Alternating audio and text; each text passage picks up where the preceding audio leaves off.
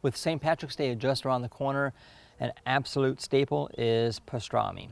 In this video, I'm going to show you how easy it is to make your own pastrami, and we're going to take it up a notch and we're going to use Wagyu. This is Alan with the Grilling Network. Stay tuned.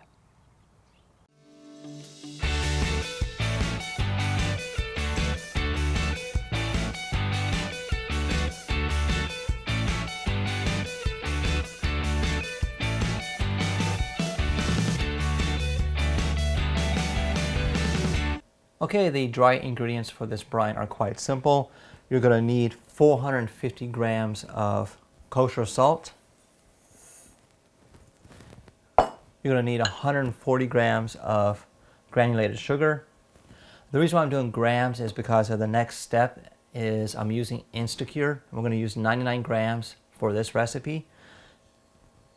I know a lot of people shy on using Insta Cure. That's Insta Cure number 1. This is going to give our pastrami that nice pink tint that everybody's used to with pastrami. I'm going to mix this up.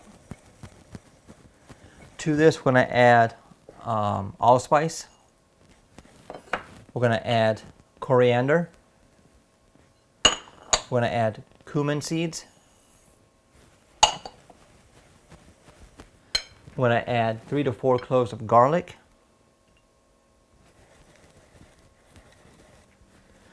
We're going to add Chipotle Pepper, that is.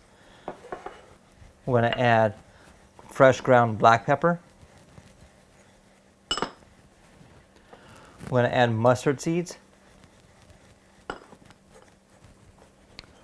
And we're going to add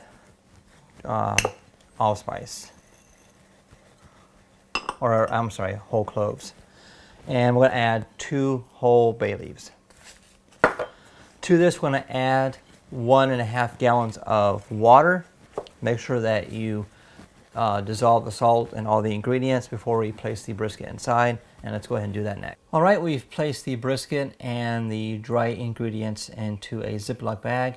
That's a 2.5 gallon bag. I'm using this vessel to hold the bag together so we can place it in the fridge. If you want, you can use a container like this to submerge your brisket, but you need to be able to make sure that it's fully submerged under the brine. So we're going to let this go for 5 days. Let's go ahead and put this in the fridge and we'll check back when we're done. Before we place the brisket inside the smoker, I wanted to explain what I have behind me. We have a 4-rack digital smoker from Broadleaf. We have the cold smoke adapter, and then this is the heating element that normally comes with your 4-rack or 6-rack digital smokers, and it's attached to the smoke box. So what this cold smoke adapter allows you to do is separate the heating element from the smoke box, allowing for a much colder or cooler smoke. So we're going to go ahead and place our brisket inside. Okay, as you can see, here we have this beautiful Wagyu brisket that we've been brining for 7 days. I removed it from the brine, rinsed it off, and soaked it in a bin of water for about a half an hour. We've removed it, patted it dry. Here I've got some coriander seeds and black peppercorn, and I've crushed them in a mortar and pestle. So I'm going to go ahead and just sprinkle some of it on top, all over the brisket. And I'm going to toss this inside the smoker.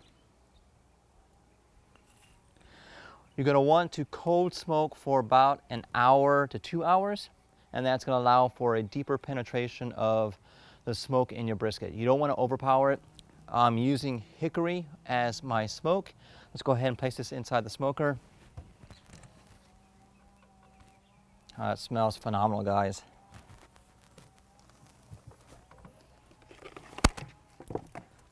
All right. There we go.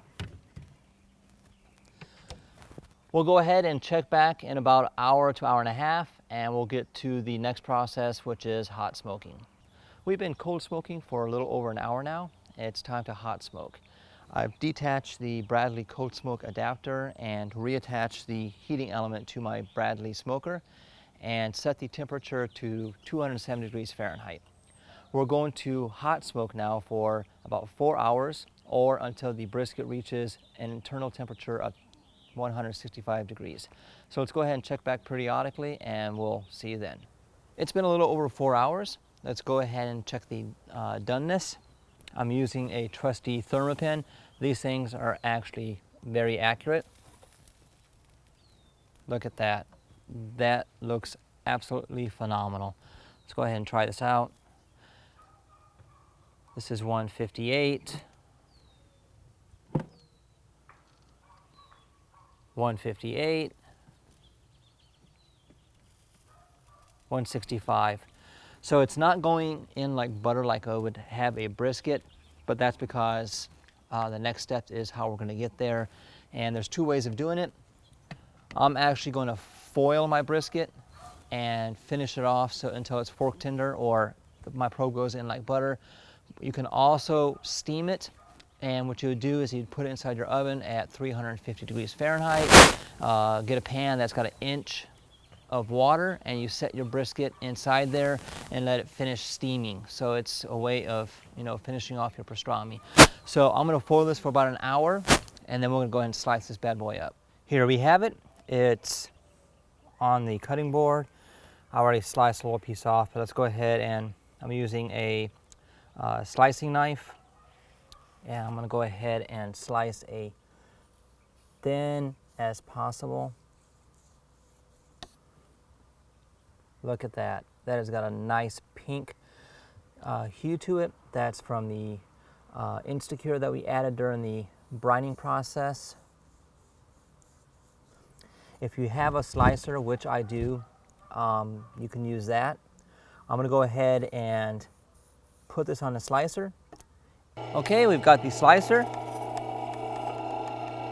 You've got wicked awesome thin slices. Here I have some rye bread with some Dijon mustard and some hot sauerkraut, or warmed up sauerkraut. Let's go ahead and take some of this pastrami and make a sandwich. All right, there we go. Let's go ahead and give this a try.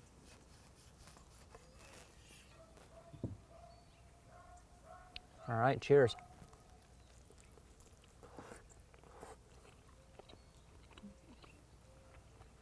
Wow. All right, guys, this is Alan with the Grilling Network. I want to thank you guys for stopping by. And again, if you have any suggestions, please leave comments below. Make sure you sub the channel, and we'll see you in the next video.